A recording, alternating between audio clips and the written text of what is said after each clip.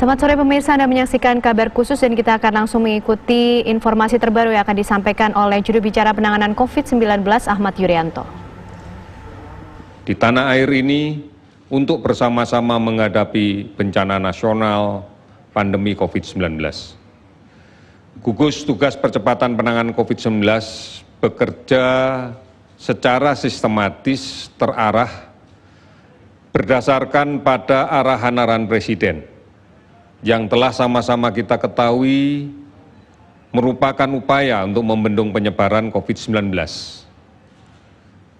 Arahan-arahan tersebut menyangkut tentang pengujian sampel harus dilaksanakan secara masif dengan pelacakan yang agresif, yang tujuannya adalah untuk menemukan kasus positif yang kita pahami bersama bahwa ini adalah sumber penularan di tengah masyarakat. Oleh karena itu harus segera ditemukan dan diikuti dengan isolasi yang ketat.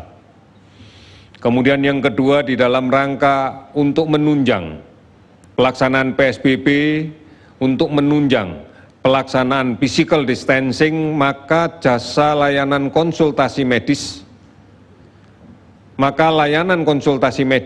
tidak lagi menggunakan cara-cara yang seperti biasa dengan melaksanakan kunjungan ke rumah sakit, namun cukup dengan menggunakan konsultasi medis secara elektronik, dengan menggunakan teknologi, dengan menggunakan layanan-layanan telemedicine yang selama ini sudah disiapkan oleh pemerintah dan banyak pihak untuk membantu menyiapkan ini. Kemudian komunikasi harus dilaksanakan secara efektif, efisien, baik antar masyarakat dengan gugus tugas ataupun pada strata gugus tugas dari pusat sampai ke daerah. Ini menjadi sesuatu yang penting agar kendali pelaksanaan penanggulangan penyebaran COVID-19 ini bisa kita jalankan dengan secara maksimal. Kemudian saudara-saudara sekalian, diperlukan disiplin yang kuat untuk menghadapi pandemi COVID-19 karena dengan kemudian kita tidak memberikan kesempatan kepada virus untuk menular kepada orang lain karena kontak dekat. Artinya bahwa disiplin untuk physical distancing, disiplin untuk tidak keluar rumah, disiplin untuk tidak bepergian, disiplin untuk tidak mudik akan menjadi kunci keberhasilannya. Oleh karena itu sudah ada waktunya kita untuk bersama-sama menjalankan dan kemudian penegakan hukum akan dilaksanakan. Berikutnya adalah bahwa semua pihak harus memberikan jaminan terhadap kelancaran arus logistik, baik dari pusat sampai ke daerah, dari gudang-gudang logistik sampai ke daerah. Pemerintah telah memberikan beberapa stimulus ekonomi yang harus betul-betul tepat sasaran, yang tujuannya adalah fokus pada pemutusan rantai penularan COVID-19. Keseluruhan program ini tidak akan dapat berjalan dengan baik manakala tidak disertai dukungan dan pelibatan secara terus-menerus dan utuh dari seluruh masyarakat. Kita bersama-sama dalam pandemi ini, gotong royong sesuatu yang mutlak harus dilaksanakan secara terus-menerus. Oleh karena itu, pemerintah akan memberikan kepastian bahwa respon pandemi ini akan lebih cepat manakala masyarakat mematuhi kebijakan tentang PSBB, kebijakan untuk tidak keluar rumah, kebijakan tentang menjaga jarak dan sebagainya. Ini yang menjadi cara untuk kita lakukan. Karena kita ketahui bahwa dengan cara mencuci tangan dengan sabun dan air yang mengalir, ini adalah sesuatu yang sangat penting dan diharapkan menjadi budaya baru. Tidak saja dalam rangka membendung COVID-19, namun juga dalam rangka untuk mencegah penularan penyakit yang lain. Oleh karena itu, cara mencuci tangan dengan sabun ini yang menjadi lebih baik. Jadi tidak terlalu mengandalkan pada hal-hal yang lain yang sulit kita dapatkan. Oleh karena itu, gunakan sabun. Kemudian menjaga jarak ini menjadi sesuatu yang penting. Karena kita tahu bahwa penularan melalui droplet dari orang yang sakit, inilah yang menjadi sumber. Dan percikannya apabila kemudian secara langsung masuk ke saluran nafas orang lain yang sehat, maka dia akan tertular dengan cepat. sehingga menjaga jarak atau physical distancing sangat-sangat perlu untuk dilaksanakan. Yang berikutnya adalah tidak keluar rumah. Kita tidak pernah tahu siapa yang tertular di luar. Oleh karena itu, kalaupun terpaksa harus keluar rumah, gunakan masker. Gunakan masker dan batasi waktunya jika berada di luar rumah. Hindari kerumunan, hindari berdesak-desakan di kendaraan umum yang penuh sesak. Dan secepatnya apabila permasalahan itu selesai, segera pulang. Lepas masker, cuci tangan dengan sabun dan air yang mengalir serta ganti masker yang baru. Saudara-saudara, kita harus tetap tinggal di rumah. Karena ini menjadi penting. Gambaran kinerja tinggal di rumah, gambaran disiplin tinggal di rumah akan bisa kita lihat dari pertambahan kasus yang kita catat tiap hari. Manakala kasus ini tiap hari bertambah terus dengan jumlah yang semakin banyak, ini gambaran bahwa disiplin untuk tinggal di rumah tidak dijalankan. Kita tidak pernah tahu siapa di luar rumah kita yang membawa virus. Banyak orang tanpa gejala, tanpa gangguan, atau dengan gejala yang ringan sehingga seakan-akan tidak merasa sakit berada di luar. Yang kita tidak bisa bedakan dengan cara yang biasa. Dan ini sangat mungkin menjadi sumber penularan manakala kemudian kontak dekat, tidak menjaga jarak, tidak menggunakan masker, tidak mencuci tangan, masih saja kita lakukan. Ini yang menjadi gambaran bahwa kasus setiap hari masih bertambah.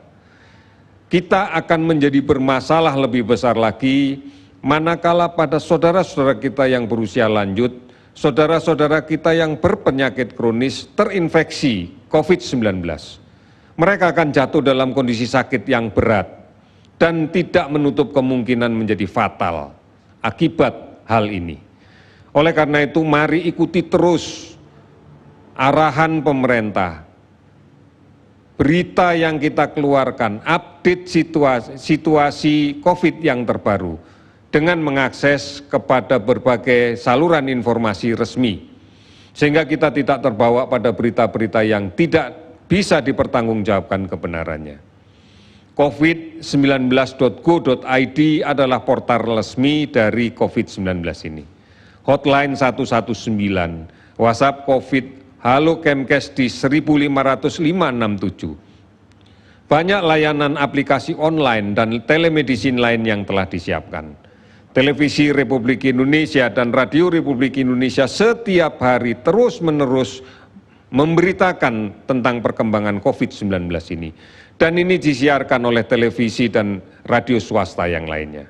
Oleh karena itu, mari saudara-saudara kita lihat bagaimana kinerja data kita pada hari ini yang sebenarnya juga merupakan bagian dari gambaran kepatuhan kita di dalam melaksanakan pencegahan COVID-19. Kita telah melakukan pemeriksaan spesimen sebanyak 150.887 yang terdiri dari pemeriksaan rapid time, real time PCR sebanyak 150.493 dan tes cepat molekuler sebanyak 394 spesimen. Jumlah kasus yang diperiksa adalah 108.699 orang. Hasil positif yang kita dapatkan sampai dengan pukul 12 tadi adalah pemeriksaan positif dengan real time PCR 13.543 orang dengan TCM sebanyak 102.000 orang. Totalnya adalah 13.645 orang. Pemeriksaan negatif total adalah 95.054 orang. Kasus ODP yang saat ini terakumulasi dalam catatan adalah sebanyak 246.847 orang, di mana sebagian besar adalah selesai dipantau. Kasus PDP 29.690 orang. Konfirmasi COVID-19 yang kita dapatkan sampai dengan saat ini adalah 13.645 orang. Kasus sembuh 2.607 orang. Kasus meninggal 959 orang. 370 kabupaten kota telah terdampak di 34 provinsi. Oleh karena itu, saudara-saudara sekalian, gambaran inilah yang kemudian menjadi poin untuk kita bisa melihat seberapa disiplin kita mematuhi untuk menjaga jarak, tetap di rumah, kemudian mencuci tangan dengan menggunakan sabun dan menggunakan masker. Inilah yang kemudian menjadi ukuran. Karena inilah cara kita mengendalikan penularan COVID-19 ini. Oleh karena itu, saudara-saudara sekalian, mari kita pahami ini agar kita tidak semakin sulit menghadapi permasalahan ini. Semakin cepat kita bisa menyelesaikan permasalahan ini, maka semakin baik kita bisa melakukannya. Kita percaya bahwa ke depan perkembangan penyakit ini akan sangat diwarnai oleh kepatuhan kita dalam mengikuti anjuran untuk menjaga jarak, tidak keluar rumah, menggunakan masker, dan mencuci tangan secara terus-menerus dengan menggunakan sabun dan air yang mengalir. Saudara-saudara, inilah yang harus kita pahami bersama-sama, karena kita yakin bahwa upaya kita ini membutuhkan kerjasama yang kuat, baik yang dilaksanakan dari tingkat keluarga, tingkat RT, tingkat RW, terus sampai dengan tingkat lingkungan kita. Inilah upaya yang bisa kita lakukan. Tetap menjaga gotong royong, tetap menjaga kebersamaan, saling melindungi, lindungi yang sakit, lindungi yang sehat. Karena ini yang bisa kita lakukan. Patuhi apa yang sudah menjadi arahan dari pemerintah. PSBB harus dijadikan senjata bagi semua masyarakat untuk memutuskan rantai COVID-19 ini. Oleh karena itu, mari jalankan dengan baik. Hanya ini yang bisa kita lakukan, dan itulah bukti yang nantinya akan bisa kita lihat dari kinerja kasus hari per hari yang kita laporkan.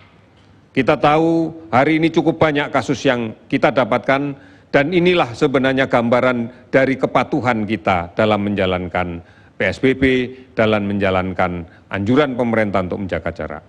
Saudara-saudara, mari kita yakini bahwa kita bisa melakukan ini bersama-sama. Mari kita menjalankan peran ini secara maksimal, agar kita menjadi bagian yang kemudian terstruktur, menjadi bagian yang terkoordinasi, dan bagian yang kemudian bisa terintegrasi dalam satu sistem yang besar di masyarakat. Kami yakin, kita semua yakin, bahwa kita pasti bisa mengatasinya. Saudara-saudara, kita harus punya komitmen yang kuat, patuhi dan disiplin ketentuan yang dibuat oleh pemerintah. Dengan cara ini kita bisa menyelesaikan permasalahan kita. Kita bisa, dan kita pasti bisa. Terima kasih, selamat sore.